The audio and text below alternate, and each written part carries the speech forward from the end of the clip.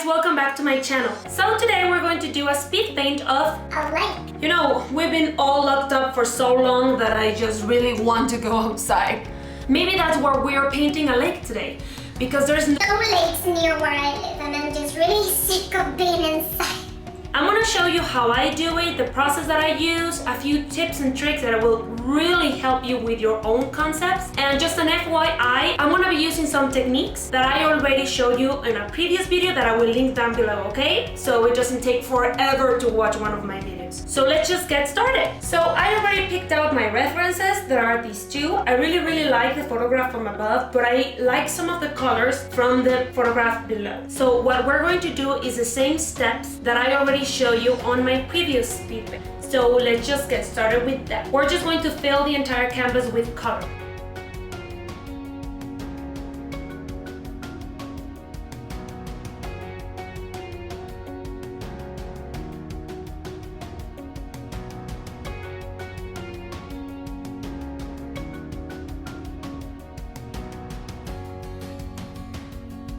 Great, so hopefully you will get something as simple as this. It has to be this simple. So I'm going to start detailing from back to front. So in this case, it would be the clouds first. So I'm going to try to emulate the textures from the first reference in our drawing. So if you can see, it's very opaque in some areas and not opaque in others, and very defined shapes in some areas and in some not at all. So we're just gonna go for it. Remember to color pick with the colors of your own concept.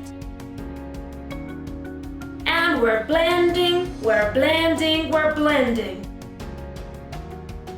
And remember to switch your brushes once in a while so it doesn't look like one single texture.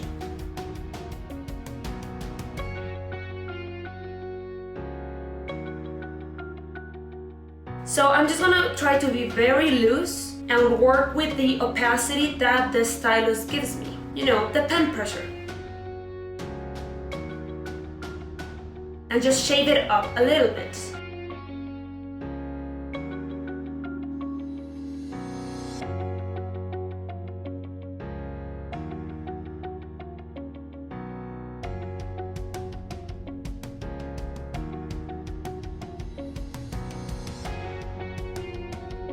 Six and a half hours later. So after a really long time of just getting the perspective and the details right in the clouds, we have something like this. Now comes the relatively easy part, that is basically defining the atmospheric perspective. And the first reference has a very clear atmospheric perspective, so we're just gonna work with that. So I'm going to use a very stylized brush just to work with the shape. And working with the second mountain.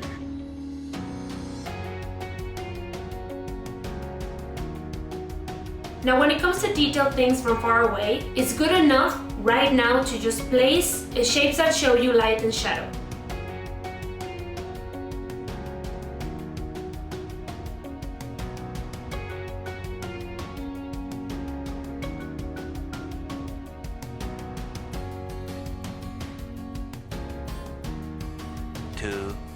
Years later. Now remember in my previous video that I showed you how to create really simple perspective, and it's with lines?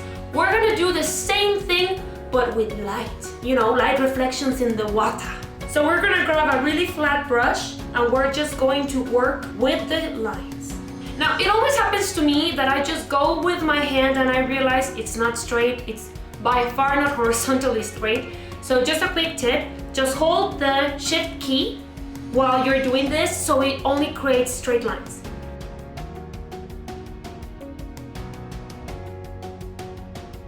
Now a quick tip, with the smudge tool, try to soften the edges so it looks more blended with the previous layer.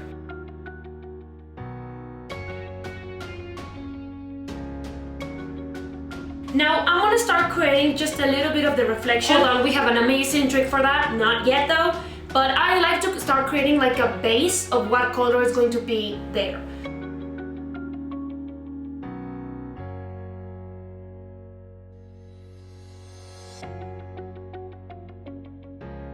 Now here comes a few of the tricks that I already taught you. We're gonna open a new layer with the option multiply and just go nuts with the areas that we want to make darker, especially the shadows.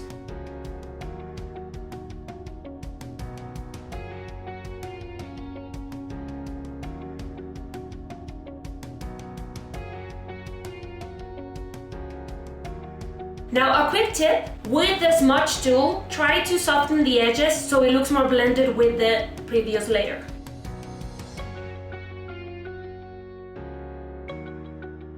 And we're going to do the exact opposite with the layer option overlay and do the same with the areas that we want to have light.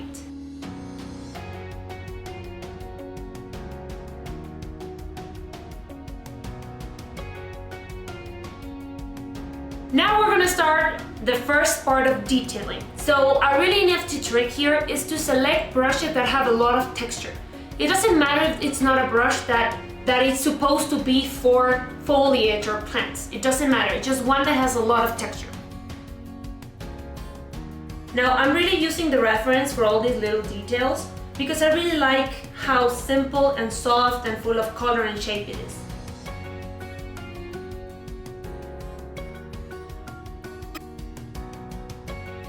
Day 2. Now if you can see in the reference there's a big bush, like a tree or something, and in that case, since it's really big, we're gonna try to find a brush that actually looks like foliage. So we're just gonna work with the shape and with the brush, and if you can see, this brush has a little bit of scattering, and that's great for this. With the shadows. Now I'm gonna work on it a little bit more, so I'm just gonna fast forward it.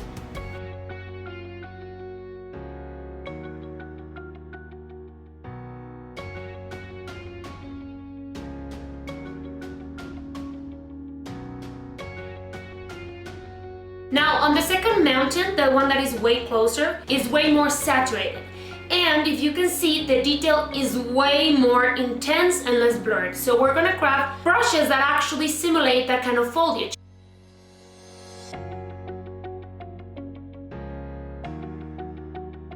Great, so that's enough for right now. Now in my concept, I would like to add something that there's not in the reference and just go nuts with it and see what happens. That's the whole point. Experiment.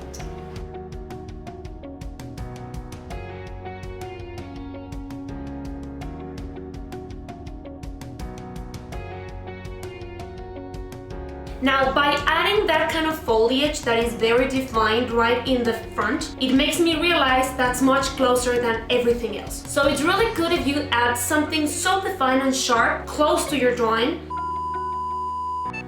No, close to the front, so you have much more perspective to work with. Now we're going to start with the really deep, intense, and specific detailing that is what I love to do.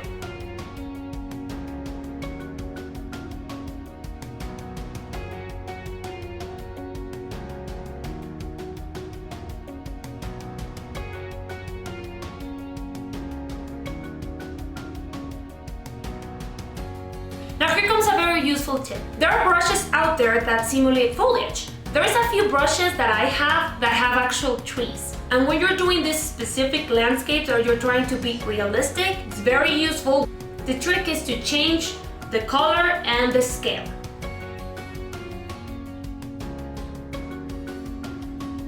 Now, another side note. Then I know that I just give a lot of these, but okay. Something that is not in the reference that I always use is when there's an object on a surface of water, I always like to add light. And just continue detailing.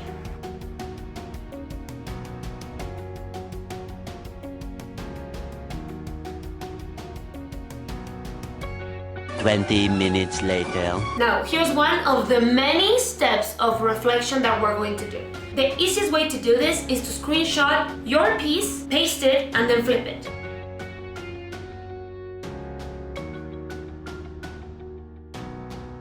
Now we can start with the second mountain. Now, I'm going to be way more specific in the brushes that I use and the scale that I have them, because this object is way closer. So the trees are going to be way bigger, and I'm actually going to use brushes that simulate grass.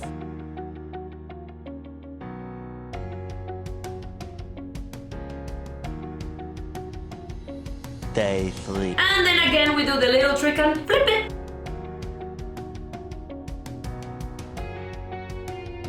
So in this case, with this new layer, in this mountain, I'm going to smudge the edges so it looks like the water's moving.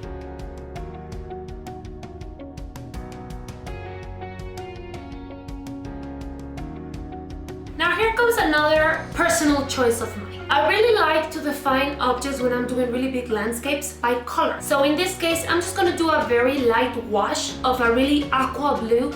So we're just gonna select the entire area, grab the paint bucket, and just do a really quick wash of blue. Now let's detail the water. I like to start from the back to the front as well. Now we're just going to do a very light water reflection everywhere the water touches an object. There's a ton of brushes to do water with. I have a few that I really like that have that really like watery movement to them, and the trick here is to work with scale. The further it is, the really tiny brush we're going to use, and the closer, the bigger the stroke is going to be. I like to change the color as well, the closer that I get to the viewer.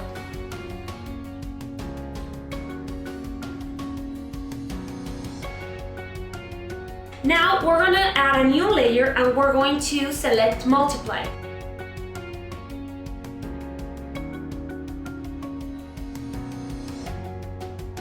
Now we're going to do the screenshot again, but this time with all the objects in one layer.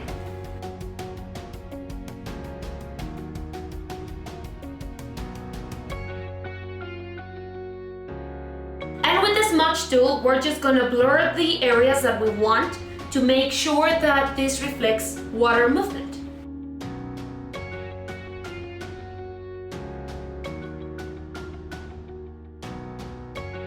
Now we're going to start detailing the things that are really close to us.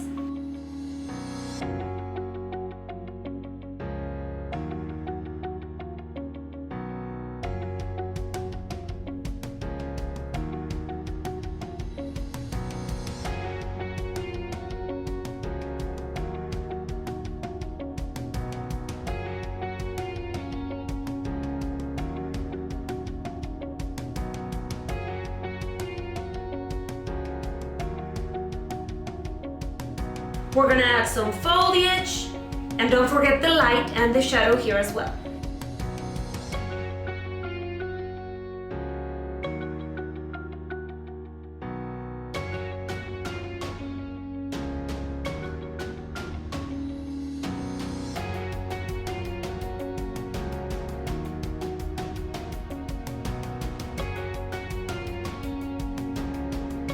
The object above is very specific and is very close.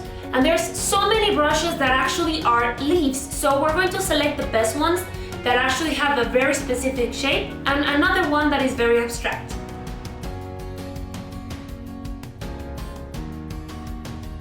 Don't forget the branches.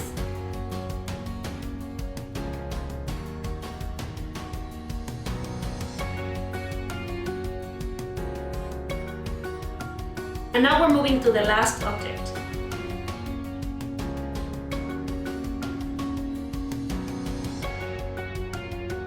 Two hours later. Now we're gonna do a few tricks that I already talked about in my first video, so again, if you wanna watch it, click down below.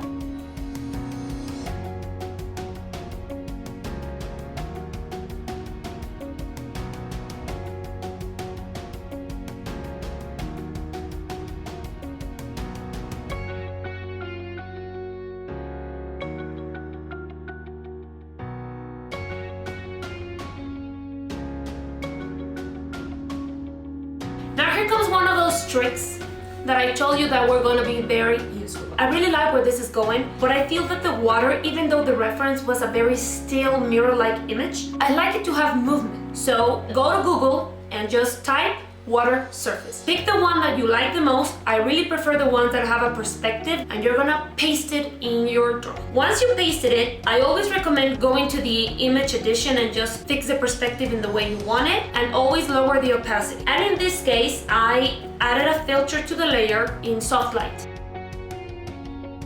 And now for the millionth time, we're gonna screenshot the drawing, flip it, and add again the reflection. Just make sure that it's below the layer that you just did. It has the water image.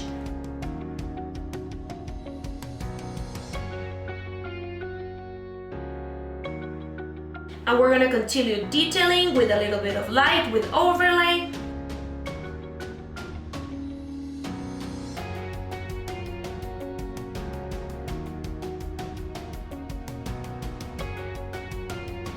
One eternity later. And the only thing missing in this piece is our signature that again, And I cannot express it enough. always add it to everything you upload. And there you have it, we finish a lake speed paint. These tips can be used in any type of watery scenery. It could be a beach, it could be a river, it could be anything you want. So again, if you have any questions regarding this entire process, don't forget to comment down below and let me know what else you would like to see. Any challenges, how to draw specific characters, because I'm thinking that the next video we're gonna work on portraits. Don't forget to like the video if you liked it and subscribe to the channel so you can see many more videos that I will be uploading weekly, because I really want to just Get this information out of my head. onto you, my subscribers. So have a great week and I'll see you next one.